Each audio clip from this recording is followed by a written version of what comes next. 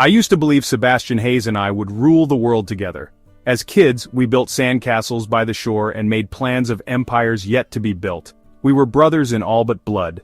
But dreams are fragile things, easily shattered when ambition and betrayal get in the way. Now we were nothing more than rivals. The skyline of the city was our battlefield, our corporations our weapons. Carter Industries, my legacy, built on innovation and vision. Hayes Corp, Sebastian's empire, a ruthless machine of efficiency and dominance. Our friendship had dissolved 5 years ago over a failed merger that had turned into a disaster. He thought I betrayed him. I thought he never trusted me to begin with. And so, the war began. At boardroom tables, in stock market battles, we fought. But fate never liked unfinished stories. The annual business gala was an arena of power plays and whispered deals. I never missed it, neither did he. I walked into the grand hall, my tailored black suit fitting like armor. A murmur of recognition followed me, but my focus landed on the one person who had always mattered more than the rest. Sebastian stood across the room, smirking over the rim of his whiskey glass. He hadn't changed, same storm-gray eyes, same infuriating arrogance that had once been a source of comfort. Now, it was a challenge. "Carter," he greeted as I approached. His voice was smooth, but I could hear the sharp edge beneath it. "Didn't think you had the guts to show up after last quarter's disaster." I took a slow sip of my own drink. "Still bitter I outbid you on that tech startup?" He chuckled, the sound deep and knowing. "Bitter? Hardly, I have bigger plans." Our words were weapons, but the air between us was thick with something unspoken. I should have turned away. Instead, I leaned in slightly, watching his breath hitch for just a moment. I felt a weird feeling, but I ignored it the best I can and walked away with a thumping heart. The first crack in the wall came with a storm when we met again for a conference. After the gala, my mind often went to our memories together, and then that happened.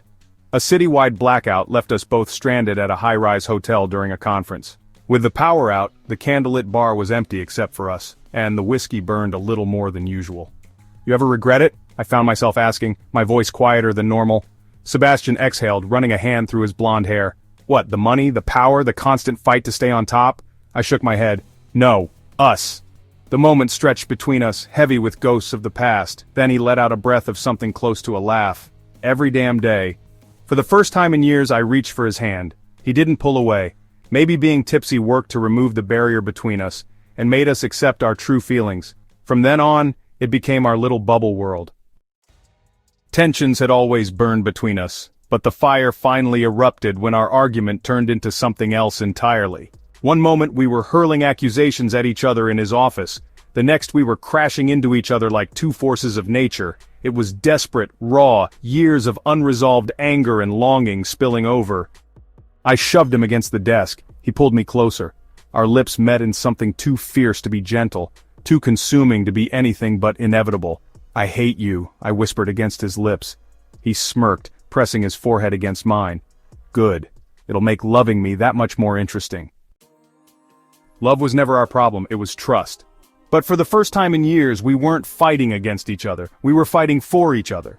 The real test came when we uncovered the truth about the failed merger that had torn us apart. It had never been Sebastian's betrayal. It had been his own cousin, a man who had seen me as a threat and manipulated the situation to force me into desperation. The sabotage had been calculated, meant to ruin my company, and push me toward an unwanted partnership with him. When we confronted the traitor, the look on Sebastian's face was something I'd never forget. The realization that his own blood had destroyed what we had built. It shattered him. But this time, I was the one steadying him. We exposed the betrayal, reclaimed the merger, but more than that, we reclaimed us. The world still saw us as enemies, but behind closed doors we were something else entirely. Mornings with him were different now. I woke up to the scent of coffee, to the sight of him leaning against my kitchen counter like he had always belonged there. Business meetings were still ruthless, but stolen glances and secret smiles made them worth it.